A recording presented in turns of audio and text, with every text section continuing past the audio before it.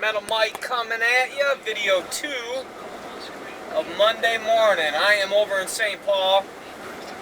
I'm right off of Rice Street. Let's see, where am I exactly to give you a little detail in case you happen to be from the area. I'm on Virginia and Lawson. And you know what I'm doing? I am just cruising at a very slow 10 miles an hour. We got a high of 34 degrees today. You'd never know it with me. I'm shivering no matter what frickin' degree it is outside. But I'm out cruising. I'm in St. Paul. Man, I repeat myself a lot. So here I am, and I'm just basically driving a grid right now. And I'm carving. What am I looking for? I'm looking for architectural stuff that's set out by the curb. I'm looking for a dumpster that's loaded with old items. I'm looking for any kind of house clean out, any kind of action, any kind of clean out. So you say, well, how does this video have any substance? It is any good for me? Well, I'm kind of just getting you in right with me here in the passenger seat to see what I do. And really, I'm just driving by the seat of my pants. I'm just cruising. I'm taking it easy. I've already scored the Luftwaffe belt and the art prints that I purchased, and I got $80 into it. And now I'm trying to find something for free. Some of my best treasures have been found in dumpsters. So what is this entitled? Well, when I first started out, probably about, gosh, I want to say about 13 years ago, when I really started getting serious about this, I used to literally go out 7 days a week, and I would drive the alleys, north, south, east, west. I always found alleys near me that just kind of ran either north, south, east, west, whatever, but just, you know, it was just a straightaway, a straight shot. So just north, south, back and forth. A grid. But right now, I've kind of graduated away from that. Simply, I don't do it that much driving the alleys. And in the middle of winter right now, these alleys are just loaded with ice. I just spotted a dumpster, but nothing in it. So the alleys are loaded. There's gullies of ice, so it's real rough driving. So I've gotten to the point now where I'm just driving slow, 10 miles an hour, 15 miles an hour.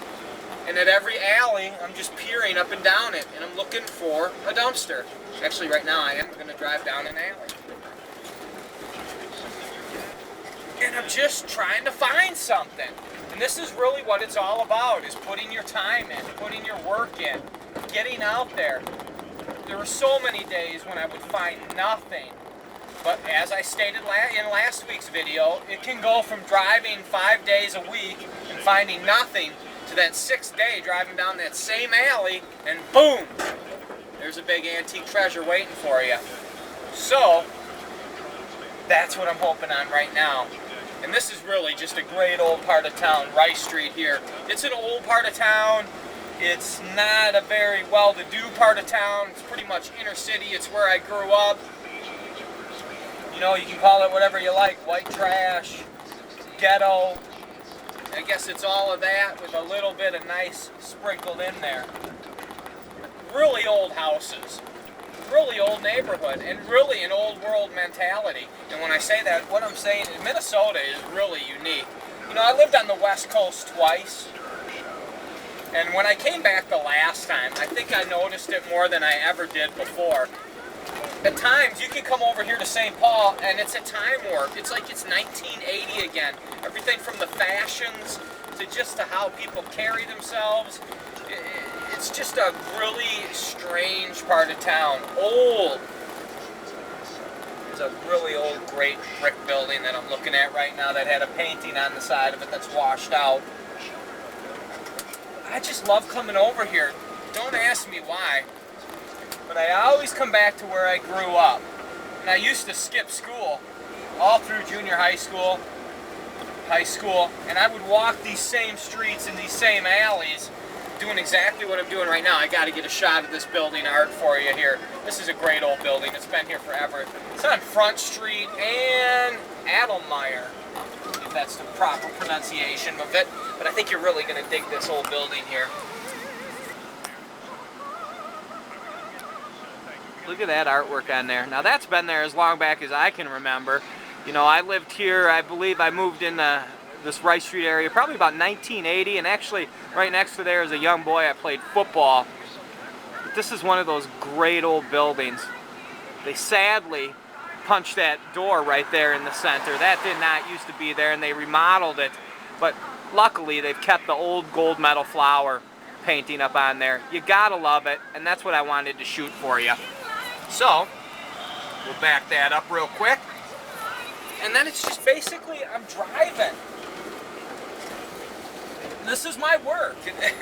This is my life, out hunting. And like I've said before, I really don't even need to be out hunting right now. I shouldn't be out hunting. I should be at home listing on eBay and Craigslist, but I'm not, because the bug is infected in me. I gotta pick, I gotta hunt. And I think you all know about it. If you're collectors and you buy and resell, you know all about that bug that's in you, that passion to get out there and find something new. It's a high, really. Every time you find something, it is a high that you get. No different than mountain climbing or catching a touchdown pass.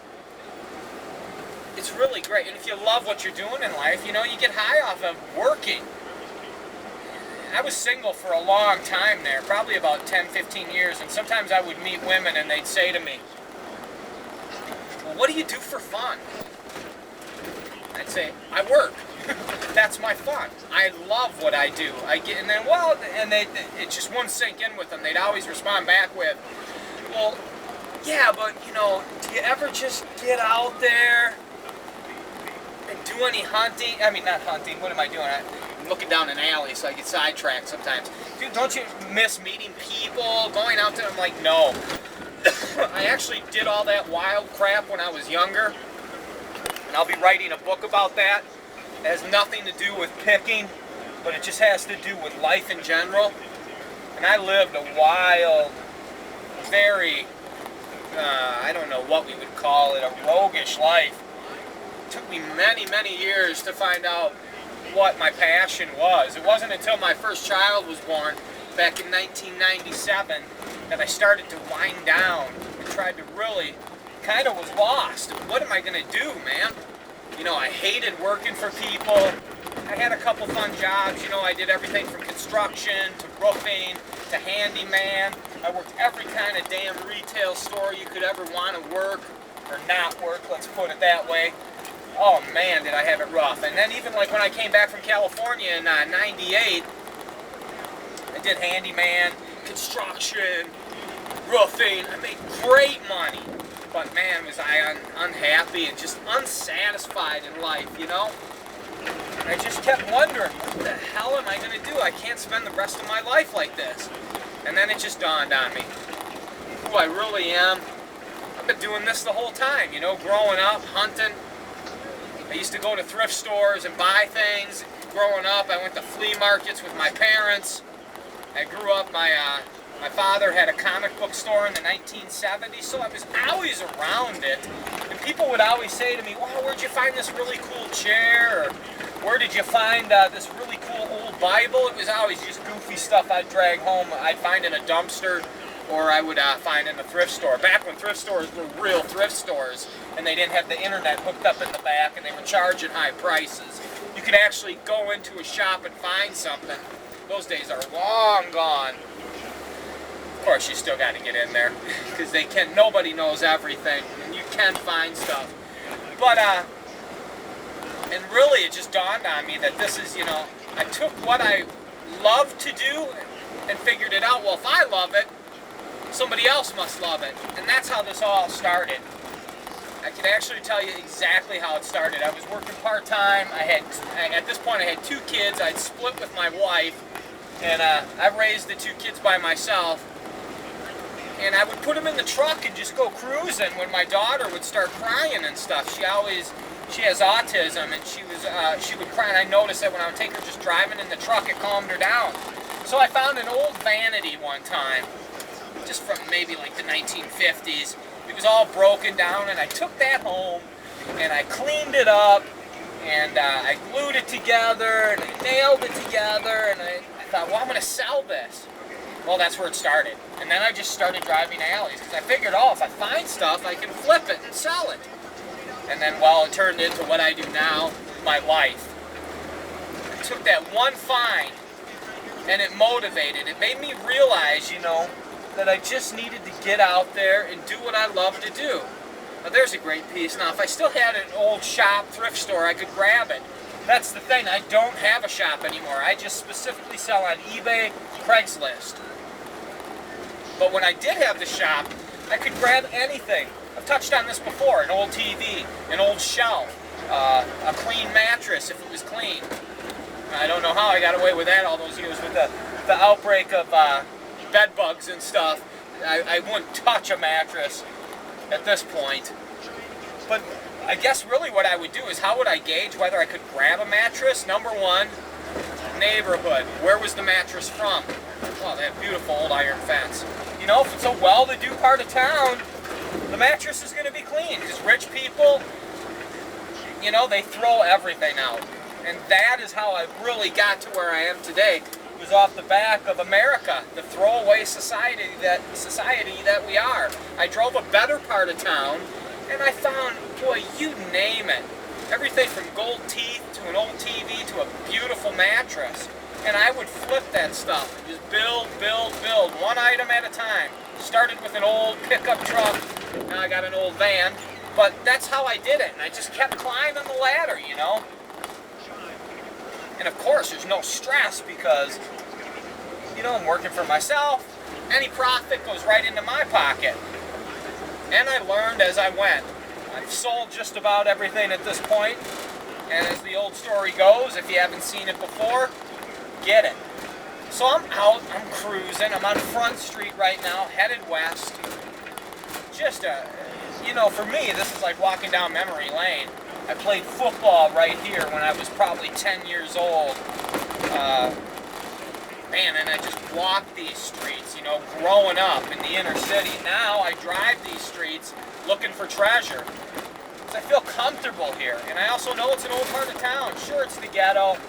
But I'll tell you what, don't be insulted that I call it the ghetto, because there are pockets. It's like anywhere in the USA. You can drive down one street and it's beautiful, and down the next and it's run down. But I've noticed that in these parts of town that are run down, you say, well, how am I going to find any treasure in that run down part of town? Because most people that are in that part of town, they're not thinking, obviously, like we are, where we're out looking for treasures. So a lot of these houses have just been passed down from one generation to the next. So the basements have not been emptied out. The attics have not been emptied out until the house is sold. And so what ends up happening is the stuff just builds and accumulates, and then the house gets sold. Someone dies, grandpa dies, family inherits the house, and they empty it. They rent the dumpster, and that's where we come along. We find that dumpster. Oh, we got an ambulance. I'm just even losing my sense of direction. Headed north. So right now we're on Front Street and Dale in St. Paul, in the heart of St. Paul. Man, I could tell you stories, and like I said, it'll all be in my book. I got a Speedy Market here on my right. As a young boy, I would come here and buy Kool-Aid packets, and I would make Kool-Aid, and there's a retirement building right down the street here on Front that I would buy the packets of Kool-Aid, and then I'd set up my Kool-Aid stand right in front of the retirement home, big old high-rise, and all the seniors, I would peddle my Kool-Aid to them. I think it was 25 cents a cup. Who knows? Maybe I only got a nickel or a dime. I can't remember. But right here, next to here, there's old Kendall's Ace Hardware. I shopped there as a young boy. There used to be an old comic book store there in Chun's Chow Mein that is long gone that I would come. And I guess that was probably about 1977. Because I remember the very first Star Wars comic book being in there. So now, we're headed down an alley. And we're just back to driving. We're looking for anything old. You see these big piles of rubbish. Very cold weather lately, but Minnesota, the Vikings lost on Saturday, so, Minnesota people here, they tend not to be huge football fans. So once the Vikings are out of the playoffs or whatever, they get very bored on a Sunday, and they might throw something out. So that's what you're looking for. The weekends are the best. Monday morning, always. Especially summertime, if it's a beautiful day. people just get a hair up their butt in the spring and in the fall especially. But the dead of winter, if you check all my videos, I've told many stories when it's been 30 below zero and I've found some of my most amazing treasures. Just getting out there, and there's nothing more fulfilling than that. So am I finding piles of junk? Yeah, I'm seeing them. I'm not seeing anything good, but I'm coming up on something now. I don't know if it'll be any good, but we're going to slow down and take a peek. Got an old vacuum. Of course, we don't want that. Nice old blanket on the top. But just too modern, you know? You're looking for seniors. You're looking for a senior home that's been emptied out. Someone's passed away. Family inherited it. They gotta empty it out. That's your best treat. Or just someone gets a hair up their butt. They're gonna clean that old garage out. And they're gonna throw out Grandpa's workbench. And those drawers are full of old tools and iron crosses and that old German helmet on the wall that's been hanging there for 55 years. All rusty. They don't even bat an eye at it. They throw it right in the dumpster. So, I'm going to get back to picking, I'm going to get back to hunting, and we're going to find something today. At least I'm going to try. And that's all you can do is effort, because then when you go home at night, you say, well, you know what? I got out there, man. I drove those streets. And if, let's say you're down and out, you don't have a lot of money, maybe you don't have gas money even. I've been there. And you know, you have to sell some of your better inventory at that point. It's hard, I know. I've sold so many things before in the past that I regret so much. I have a collection that I've started over 3 or 4 times just simply because I would fall on hard times and I would sell that stuff. And what it did, it paid the bills, it kept me going, it kept me driving, and I always have been able to rebuild. At this point, I'm more stable. I don't have to sell. We call it stash. Stash is just inventory we're not going to sell. We're going to hold on to it for retirement, and then if things come hard, you can go to it.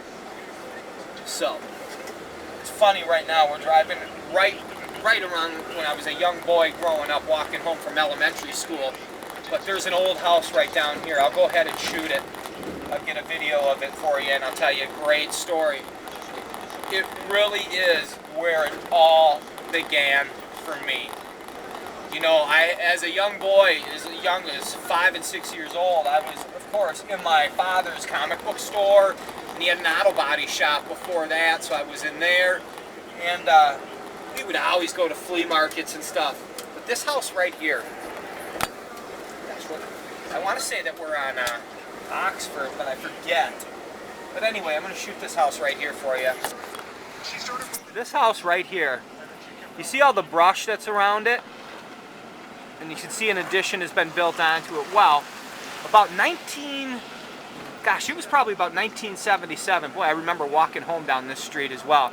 You see into that backyard, it was very secluded. There used to be an old garage back there, and there was a dumpster back there. The old man had died.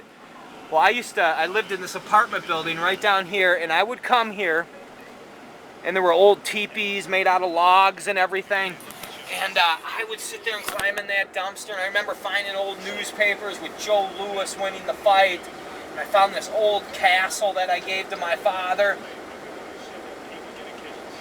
so many years ago. That was my first time where I was able to get, and the dumpster was in the backyard. It was secluded. Here's another great thing. I lived here, up on that 3rd floor right there. That was my house. This apartment, 996. Well, one time I was locked out, so I actually scaled up to that 3rd window and was able to pry my way in. Nuts, huh? Look at this, though. That car's been there since I grew up. That Starsky and Hutch car. Just still sitting there. Man, oh man, does this bring back memories for me. This little field right here, there's that high-rise I told you about. That little field right there, man, I would play football as a young boy, baseball. Oh, and then I would hang out in this cemetery over here. Oh, I could go on and on with the stories. But that ain't what this is about, is it? It's about picking. But you know me. If you've watched any of my videos, I love to BS and just ramble on. And that's what I'm doing. I'm just keeping myself company. And I'm shooting those videos that are unscripted and just giving you that vibe like you're right with me. Like if you were in the van here, this is what I'd be doing. I'd be filling your ear up with all this information. But back to what we're doing. We're driving the alleys. We're driving the streets. I'm peering down every alley. I'm looking for a dumpster. You know, I'm looking for some action. And it's early yet, too. It might be about 10:30 in the morning. So I'm going to get back to focusing. You guys get out there, get picking, get hunting.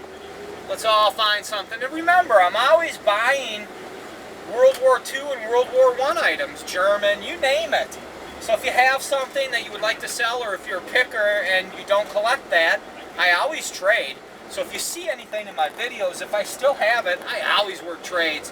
I haven't done a trade yet. I think I've done one trade through YouTube. And it worked out real well with me from a guy. But, so I'm excited to maybe do another one, guys. So if you, bayonets, swords, helmets, yeah, I want it. Who doesn't, right? But maybe you got one of those and your passion isn't in that vein of collecting, and you see something that I find and you like it, heck, just shoot me a comment, tell me what you got, and let's trade. So, get hunting, get picking, get out there, man. If you're in a warm state, there's nothing stopping you. You know, I'm here in Minnesota, it's the dead of winter, we're 34 degrees, and this is a summer day for us here in Minnesota, and I'm out. So you can do it too. Get out there and find it, folks. Let's do it together. Let's find that treasure. Right? Hey now! All right, back to picking.